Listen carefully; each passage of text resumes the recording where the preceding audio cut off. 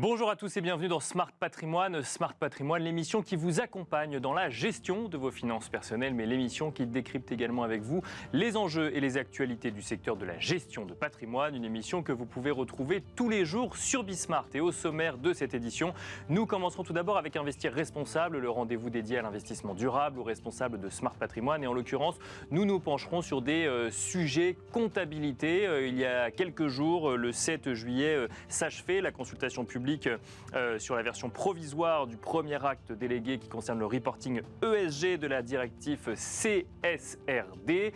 Une consultation qui se basait notamment sur les normes comptables émises par l'EFRAG. Nous en parlerons dans un instant avec Hervé Gebego, expert comptable et associé RSE chez Hendrix. Et nous aborderons également le sujet des recommandations comptables émises, cette fois-ci des propositions émises par l'ISSB.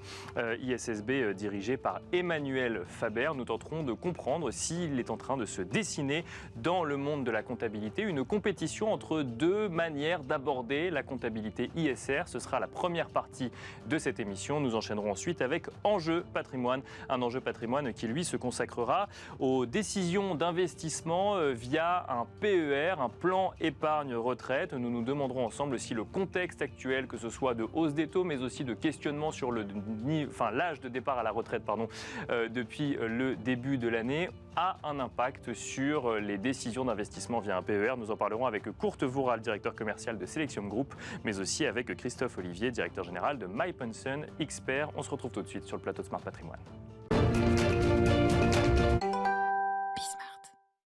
Est-on en train d'assister à une compétition en matière de comptabilité ISR, et cette compétition peut-elle être néfaste pour les avances prises par l'Union européenne en matière justement de reporting ESG via la directive CSRD? Autant de sujets que nous allons tenter de comprendre et d'expliquer avec Hervé Gebego qui nous fait le plaisir d'être en duplex avec nous. Bonjour Hervé Gebego. Bonjour. Vous êtes expert comptable et associé RSE chez Hendrix. Pour poser le contexte, aujourd'hui s'opposent entre guillemets deux manières d'aborder la comptabilité en entreprise. Des normes émises par l'EFRAG sur lesquelles se sont basées ensuite les décisions réglementaires qui ont abouti à la directive CSRD. Directive CSRD d'ailleurs qui a fait l'objet d'une consultation jusqu'au 7 juillet. On en parlera dans un instant.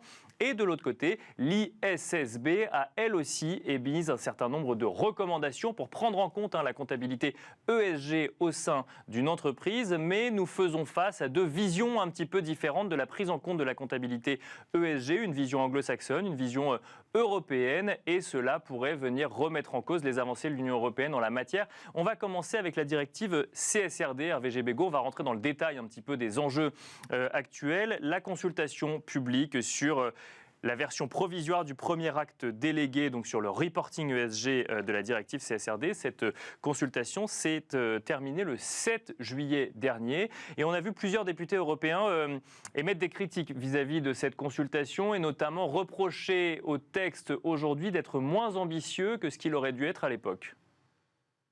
Alors écoutez, moins ambitieux, peut-être, mais attention parce que vous évoquez à l'instant qu'il y a une normalisation au niveau international qui se structure. Il faut savoir que l'Europe a pris des engagements quand même extrêmement forts, contrairement à ce qui se passe justement dans un contexte international au niveau de l'ISSB. Euh, les évolutions qui ont été proposées, pour ne pas dire simplifications, qui ont été proposées ces dernières semaines, pour moi, on reste quand même dans quelques ajustements pour aider les entreprises à mieux démarrer, notamment celles qui n'avaient pas l'habitude de traiter ou d'avoir ce type de démarche de mise en œuvre de leur reporting RSE. Je pense qu'on est plutôt dans quelque chose qui reste dans l'esprit initial, qui n'est pas du tout remise en cause parce que contrairement à ce qui se passe au niveau de l'USSB, on est quand même dans quelque chose qui est plutôt extrêmement européenne.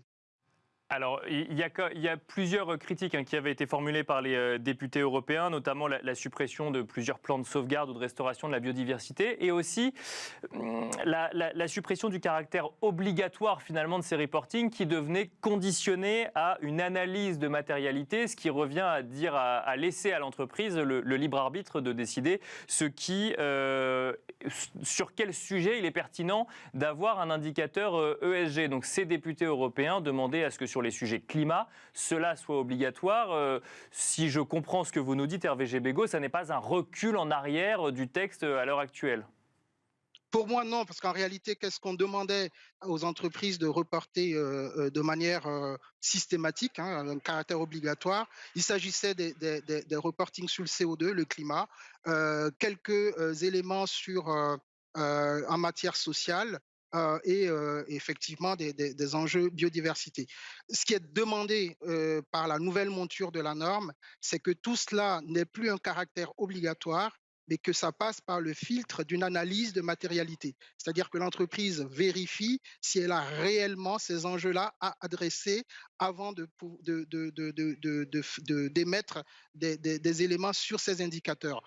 Après, quand on regarde bien, très honnêtement, je vois mal une entreprise aujourd'hui ne rien reporter sur le climat et ne rien reporter sur les engagements sociaux. Donc, je pense que quelque part, c'est reculer. euh, je ne pense pas que ça remette en cause l'esprit général de la démarche. Il est vrai qu'on peut déplorer qu'il n'y ait pas cette demande systématique de reporting sur ces éléments, puisqu'on perd un tout petit peu ce caractère d'homogénéité sur les indicateurs clés et une forme de comparabilité entre les entreprises. Mais de là, puisque vous savez que ce sera soumis à une analyse et à un contrôle par des auditeurs, et je vois mal un auditeur ne pas quelque part demander à l'entreprise, à minima sur le climat, d'avoir des informations à publier. Parce qu'on rappelle que cette directive CSRD se trouve dans un contexte un peu plus global où les investisseurs sont eux-mêmes soumis à des normes pour ensuite décider d'investir dans des entreprises et il y a cette demande aujourd'hui de pouvoir avoir un langage commun vis-à-vis des données qui remontent.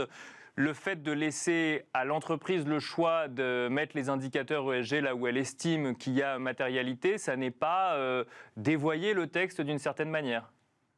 Non, puisque l'idée, c'est quand même de rapprocher le sujet au modèle économique de l'entreprise et l'analyse de matérialité, qui est un exercice qui, de ce fait, va devenir très, très rigoureux, donc qui sera très regardé, la manière dont l'entreprise choisit les enjeux clés sur lesquels elle doit publier des informations va être extrêmement important. Après, vous savez que l'EFRAG prévoit de publier des normes sectorielles. Vous voyez bien que quand on parle de normes sectorielles, on va avoir quelques indicateurs sectoriels qui, de fait, vont avoir un caractère euh, euh, euh, euh, pas obligatoire, mais difficile qu'une entreprise dans un secteur donné de ne pas publier les principaux indicateurs attendus par la norme au niveau de son secteur d'activité. Donc, je pense, on peut effectivement le déplorer. Vous avez raison d'avoir 4, 5 indicateurs clés publiés par tous, mais je ne pense pas que ça remette en cause fondamentalement l'exercice qui va être opéré au niveau des entreprises. Alors, on parle là, Hervé Gebego, des normes émises par l'EFRAG. Il y a un autre institut qui lui aussi émet des normes comptables donc, pour faire remonter effectivement ces indicateurs ESG au sein des entreprises. Il s'agit de l'ISSB qui est dirigé par Emmanuel Faber. Et il y a aujourd'hui un questionnement qui est sur l'approche même de la comptabilité ESG au sein des entreprises. L'EFRAG met en avant ce qu'on appelle la double matérialité, c'est-à-dire regarder d'un côté l'impact sur l'activité de l'entreprise du réchauffement climatique, mais aussi de regarder l'impact de l'entreprise sur le climat et sur l'environnement, ce qui n'est pas l'approche à l'heure actuelle de l'ISSB. Et on constate une sorte de compétition entre vision anglo-saxonne, si je caricature, et vision européenne et vision de l'Union européenne. Bah, finalement, le point principal, parce qu'on voit bien quand on écoute Emmanuel Faber, ce qu'il nous dit, c'est que nous sommes la norme internationale, enfin nous sommes l'entité publiant des normes internationales. Nous avons d'une certaine façon un mandat du G20, une sorte d'argument d'autorité qui semble dire ça y est, on est là et ce qu'on va proposer doit être pris en compte de manière systématique. Le problème, c'est que effectivement, vous venez de le souligner, la vision n'est absolument pas la même et je pense quand même qu'il y a un vrai problème au niveau de l'ISSB. Ne pas prendre en compte aujourd'hui les, in- les impacts quand on fait une analyse de risque, une analyse de matérialité. Ne regarder que l'impact sur l'investisseur, enfin, du point de vue de l'investisseur et sur la rentabilité de l'entreprise est une erreur. Parce que là, quand on parle RSE, on parle d'autres parties prenantes qui ont des attentes. Et on attend de l'entreprise qu'elle réponde à ces parties prenantes de manière beaucoup plus robuste qu'elle ne le faisait jusqu'à présent. Malheureusement, l'orientation que prend les normes de l'ISSB semble, je pense qu'on recule fortement par rapport à ce qui est attendu et ce qui est fait au niveau de l'Union européenne. Il y a aussi un élément qui peut être inquiétant parce qu'on parle beaucoup de comptabilité, je rappelle quand même que la comptabilité, c'est beaucoup plus large. Là, on parle d'indicateurs extra-financiers, d'indicateurs biophysiques, mais la comptabilité de demain, il s'agit de changer la norme comptable financière elle-même. C'est elle qui est le vrai langage. Alors j'entends souvent Emmanuel Faber dire oui, c'est le langage de la comptabilité. On n'y est pas encore. La question demain, c'est ne pas avoir dans la comptabilité financière classique cette seule vision actionnariale du sujet. Et c'est ça le vrai défi. Et il faut être très vigilant puisqu'il y a vraiment ce rouleau compresseur des normes internationales avec effectivement ce mandat du G20, etc., et qui nous aveugle sur le vrai enjeu et les vrais sujets et la vraie norme qu'on va devoir produire, puisque les parties prenantes, l'ensemble, y compris les investisseurs, attendent autre chose qu'une simple analyse de la rentabilité financière de l'entreprise. La RSE semble vue comme un simple risque ou une opportunité supplémentaire, comme n'importe quel risque ou opportunité à analyser. On Ce est que vous, bien plus au-dessus de ça Ce que et vous il faut être décrivez, vigilant. c'est la vision effectivement de l'ISSB sur le sujet. Ça n'est pas la vision des textes réglementaires de l'Union européenne. Donc je rappelle la directive CSRD qui elle-même va permettre à la directive SFDR qui elle pour le coup est plus consacrée aux organismes financiers d'entrer encore mieux en application. Tout cela est basé sur les normes de l'EFRAG. Est-ce que cette compétition au niveau international et cette décision ou en tout cas ces propositions de l'ISSB qui arrivent après que l'Union européenne ait commencé à à réguler sur le sujet, est-ce que cela peut remettre en cause l'avance européenne, si je puis dire, de l'ESG, du financement d'entreprises vertueuses via des indicateurs ESG? J'ai le sentiment, malgré tout, que l'EFRAG résiste. Mais vous voyez bien le rouleau compresseur, comme je vous le disais, l'argument, il est tout trouvé. Les investisseurs attendent ça, et donc il faut répondre aux investisseurs. On a des mandats, mais pour l'instant, ça résiste. Mais il y a quand même, faut être vigilant parce que effectivement, il y a quand même un vrai travail qui a été fait au niveau de l'Union européenne, une vraie avancée sur ces questions-là, et quelque part une acceptation. Enfin, on sent quand même que les entreprises ont enclenché une dynamique vers cette vision de la double matérialité. Il serait vraiment dommage qu'on revienne en arrière sous prétexte que les investisseurs attendent autre chose. Merci beaucoup Hervé Gebego de nous avoir accompagnés dans Smart Patrimoine et d'avoir Merci à vous. décrypté avec nous les enjeux en matière de comptabilité ESG ou ISR. Je rappelle que vous êtes expert comptable et associé RSE chez Hendrix. Merci à vous de nous avoir suivis. On se retrouve tout de suite dans Enjeux Patrimoine. Et nous enchaînons à présent avec Enjeux Patrimoine. Nous allons tenter de comprendre ensemble si le contexte économique, mais aussi, pourquoi pas, politique en France a un impact sur les décisions d'investissement ou de versement sur son PER. Pour en parler, nous avons le plaisir de recevoir deux experts du sujet sur le plateau de Smart Patrimoine. Nous avons le plaisir d'accueillir tout d'abord Christophe Olivier. Bonjour Christophe Olivier. Bonjour. Vous êtes directeur général de MyPension Expert. Nous avons le plaisir d'accueillir également Kurt Voral. Bonjour Kurt Voral. Bonjour.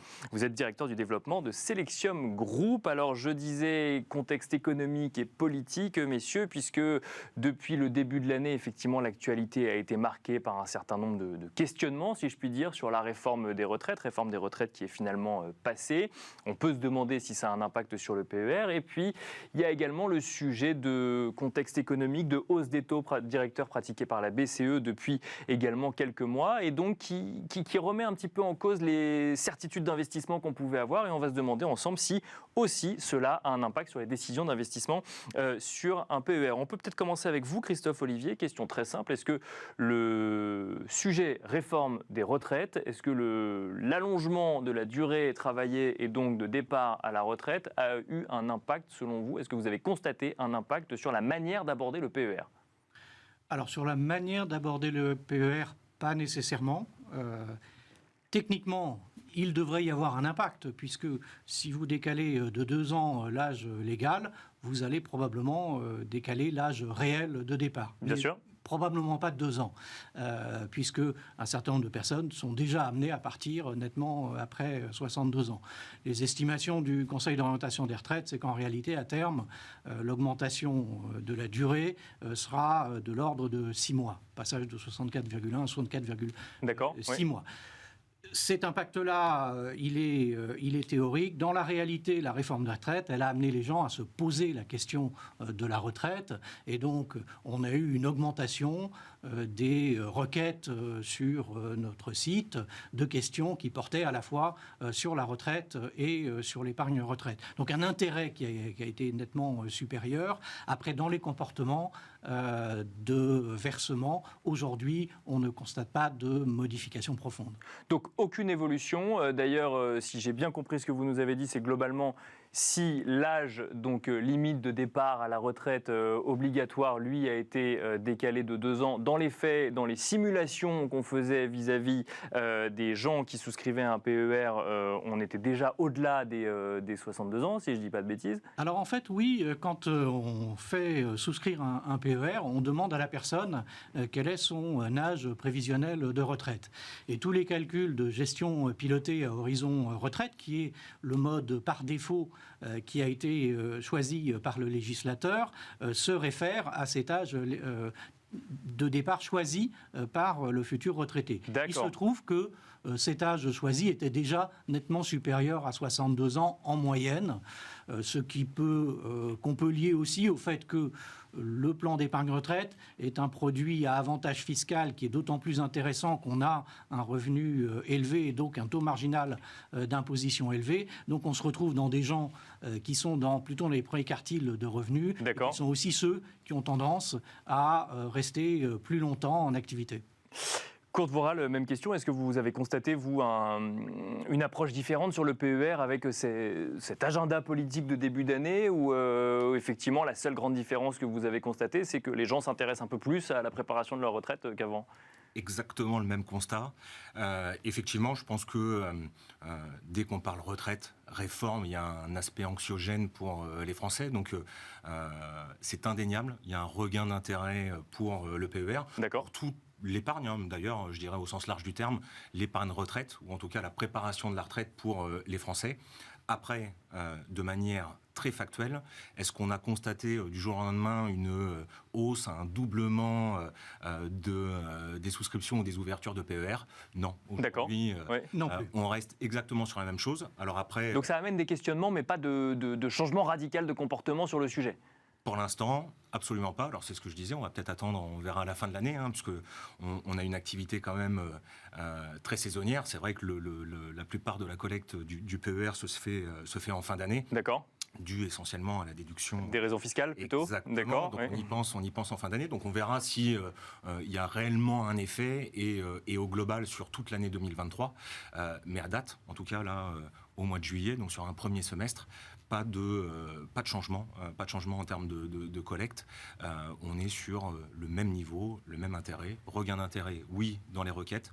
Beaucoup de questions sur le fonctionnement. On va voir comment ça va se passer derrière. Alors ça, c'est pour j'ai envie de dire, l'incidence éventuelle politique, donc incidence qu'on ne constate pas sur le sujet PER. Il y a également un changement du contexte économique, et notamment du contexte d'investissement Courtevoral depuis plusieurs mois maintenant, avec la hausse des taux directeurs de la BCE qui amène des produits ou des actifs en tout cas qui hier étaient moins rémunérateurs, qui retrouvent une certaine rémunération, notamment des fonds monétaires, des fonds obligataires également, qui créent un environnement de concurrence entre produits ou entre classes d'actifs plutôt, disons pour ça des classes d'actifs, au sein d'un contrat. Et on voit d'ailleurs que les banques proposent également des comptes à terme rémunérés. Le livret A, dans un contexte d'inflation et de hausse des taux, a lui aussi vu son rendement donc revalorisé. Est-ce que tout cela a un impact sur la manière dont on aborde le PER? Derrière cette question, il y a cette question de est-ce qu'on regarde le rendement offert par un PER ou est-ce que parce qu'on prépare sa retraite, il est complètement décorrélé des sujets court terme d'investissement qu'on peut avoir aujourd'hui? Notre vision, en tout cas la mienne, c'est ce que vous venez de dire. On est sur un produit spécifique, un produit long terme. Il ne faut pas oublier que, à part quelques cas de déblocage anticipé, il sera débloqué à la retraite. Donc on est forcément sur une vision long terme que l'on n'a pas aujourd'hui sur, on peut évoquer le livret A, effectivement, qui peut être intéressant à très très court terme, d'autres placements ou d'autres produits également. Mais à partir du moment où vous partez sur une vision long-termiste, je trouve qu'il est extrêmement difficile de comparer deux produits. Je vais même aller plus loin pour moi dans le raisonnement. On a parlé de gestion pilotée tout à l'heure. Je pense en tout cas, c'est tout l'intérêt aussi du PER, c'est-à-dire que on sait à partir du moment où on souscrit, on connaît son âge, on a une idée en tout cas de l'âge à laquelle on partira à la retraite. Bien sûr. Et on va construire cette stratégie d'allocation, justement, avec une horizon de temps plutôt longue. Donc, en allant chercher quelque chose de plus dynamique au départ, pour le faire fructifier, puisqu'on peut lisser effectivement les à-coups des placements plus dynamiques. Donc, pour quelqu'un qui démarrerait, alors la question peut se poser effectivement sur quelqu'un qui est proche de la retraite sur, encore une fois, un horizon très court-termiste. Pour quelqu'un qui a plus le temps de le préparer, je ne pense pas qu'on rentre finalement en concurrence par rapport Donc on reste sur des actifs risqués, entre guillemets, type action, et le sujet d'obligation aujourd'hui, enfin le sujet investissement obligataire ou le sujet monétaire à court terme n'est pas quelque chose qui rentre en compte dans une stratégie d'allocation sur un PER. Tout dépend de la stratégie définie avec le client. Oui, ça dépend de lui quand même, effectivement, rappelons-le, et de son âge. Ouais. Forcément. Plus, encore une fois, plus il est jeune, plus on va pouvoir se permettre d'être dynamique et agressif sur la stratégie. Christophe Olivier, même question. Est-ce que vous constatez, alors c'est vrai que je parle du contexte de niveau de taux, on peut aussi peut-être évoquer des coûts du financement qui sont parfois plus élevés, des coûts de la vie, ou en tout cas une perception du coût de la vie qui est plus élevée. Est-ce que ces niveaux de cette concurrence des placements qu'on a décrit dans un instant, mais également cette considération vis-à-vis du niveau de vie à mi-2023 a un impact sur des versements, des stratégies au sein d'un PER? Alors, déjà, quand on regarde les enquêtes qui sont faites auprès des Français, ils déclarent en moyenne que ils augmentent leur épargne de précaution du fait de l'environnement économique et financier et qu'ils ont moins d'argent à mettre pour leur épargne retraite au sens général. D'accord. Il ne veut pas dire un véhicule particulier. Il se trouve que en revanche, on ne voit pas de modification de comportement au niveau de la collecte du plan d'épargne retraite, parce qu'il s'agit d'une épargne retraite, on l'a très bien expliqué, courte, qui est bloquée théoriquement jusqu'à la retraite. Et qui déjà concerne plus, comme on l'a déjà dit, les personnes avec des revenus plutôt élevés qui n'ont pas ce problème d'épargne de précaution. Mais ça veut dire, est-ce qu'on peut caricaturer en disant j'en mets un peu plus sur livret A, un peu moins sur mon PER aujourd'hui, du fait de cette nécessité d'avoir une épargne de précaution plus grande? On a un peu de ce comportement-là, mais très peu. Il y a très peu de concurrence. Il y a de la concurrence entre le livret A et l'assurance vie. Bien sûr. Et ça se voit sur les niveaux de collecte de l'assurance vie. Il n'y a quasiment pas de concurrence entre livret A et plan d'épargne retraite qui est considéré à part par les Français. Au niveau après de l'allocation qui est faite des versements, là je serais un tout petit peu différent. On a un nombre croissant de personnes qui, devant les incertitudes, décident de mettre une poche d'attente, qui est généralement investie sur le fonds en euros, pour une très simple raison, c'est que les assureurs souhaitent collecter sur leur fonds en euros. Et boostent un peu les rendements. Et boostent parfois très bien les rendements, c'est-à-dire que vous pouvez avoir un boost sur versement et un boost sur encours. Donc si vous additionnez les deux et si vous estimez que les taux vont être meilleurs que l'année dernière et c'était déjà 2%, vous avez des assureurs aujourd'hui qui vous promettent du 4,5% pour les années 2023 et 2024. Alors quand vous avez votre versement, vous vous dites peut-être que je vais en mettre une partie sur cette poche en euros boostée, le reste sur de la gestion dynamique, 13 actions, et finalement celui qui va être victime, c'est la poche obligataire, parce que quand on regarde dans le rétroviseur, 2022 a été une catastrophe. Bien sûr. 2023, on a envie de penser que ça va être mieux, mais ça reste très compliqué. Après, les gérants disent que 2022 était une anomalie quand même. Mais Tout à fait, et on l'espère, parce qu'on survivrait difficilement à plusieurs années de marché obligataire. Mais ce qui est intéressant, c'est que même sur de l'épargne bloquée de très long terme, on va avoir des mêmes réflexes que sur une assurance vie où on a envie d'avoir la liquidité, et on va sur ce fonds monétaire, sur des fonds monétaires simplement parce que le rendement... De nouveaux versements, d'accord. Je parle de nouveaux versements. Les gens qui ont ont des plans d'épargne retraite ne font pas d'arbitrage généralement. Soit ils sont sur cette gestion pilotée qu'ils ont mis à 100% sur leur contrat, soit ils ont sélectionné eux-mêmes des supports, et généralement ils font très peu d'arbitrage. Un mot avec vous, Kurt Worrall, sur les unités de compte immobilières. Alors effectivement, quand on revient au contexte économique, là pour le coup, l'immobilier, ça peut aussi être du temps long. On a des sujets aujourd'hui de coût du financement plus élevé qui pourraient laisser entendre que sur certains actifs immobiliers, on ait des baisses de prix à prévoir. Peut-être donc aussi des baisses de rendement. Dans un contrat PER, est-ce que l'unité de compte immobilière souffre un petit peu aujourd'hui ou au contraire reste intéressante pour des investisseurs? Alors, souffre, j'allais dire non, puisqu'on n'a pas encore pris et on attend les impacts éventuels effectivement de la difficulté du marché immobilier. Donc on peut, et certains prévoient effectivement des difficultés sur ces fonds dans les années qui viennent, de par, comme vous l'avez dit, la dépréciation potentielle des actifs. Après, intégrer du fonds immobilier sur un PER, oui, ça fait partie de la stratégie possible et à envisager avec le client, encore une fois, en fonction de... je reviens sur son âge.